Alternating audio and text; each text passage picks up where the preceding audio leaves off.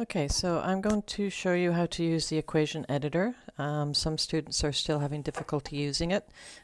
Just a reminder that you should not be using your regular keyboard to type in solutions. It's very difficult to read. I usually can't follow it. So if you want to type out your answer, equation editor is the best way, and then I will show you how to insert perhaps a photo or a picture of your work. So I'm going to just use a sample quiz. I'm just going to preview it and we'll start the quiz. So the sample quiz doesn't count for anything. As a reminder, it just gives you an idea of what kind of questions you're going to get. So question 1 is a multiple choice. You may see some multiple choice, so you're going to give your best answer. Question 2 is a short answer. Unfortunately, short answer, we can't use the equation editor, so you'll just have to do your best effort at putting in the solution. But question 3 is a complete solution, and it gives you an example of the answer box that you see here. So if I want to type in my solution, I'm going to press the plus sign, which is up here to the right. So I'll press plus, and you'll see equation at the top. So I will press equation, and then I want to use the graphical equation.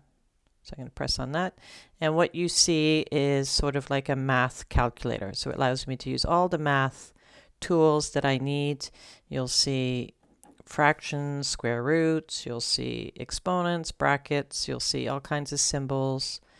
You'll see lots of symbols there. I see element of there. You got some arrows, you have some more symbols there. You've got, well, matrices you don't do. There's some more exponents and radicals there. Lots of things here. So there's all kinds of tools here that you can use. So the question wants me, let's type in this equation here. So the question wants me to multiply 4 times x plus, 5. So I'm going to do 5. Then I need a bracket, and then I'll just type in x plus 3, and then let's put, I'll just click on, then we'll maybe put an equal sign. It's a little bit different on my iPad, but equals, and then let's just do an exponent. So maybe I want to do 5 squared, so I just pick on the exponent, 5 squared. So maybe I do that. Okay, and then maybe I'll just put plus the square root of 49. Oops, I have to do my arrow to the right. So I have plus square root of 49. So that's how I can type things in. And then I would just return, which takes me down to the next line. And then I'll put 5x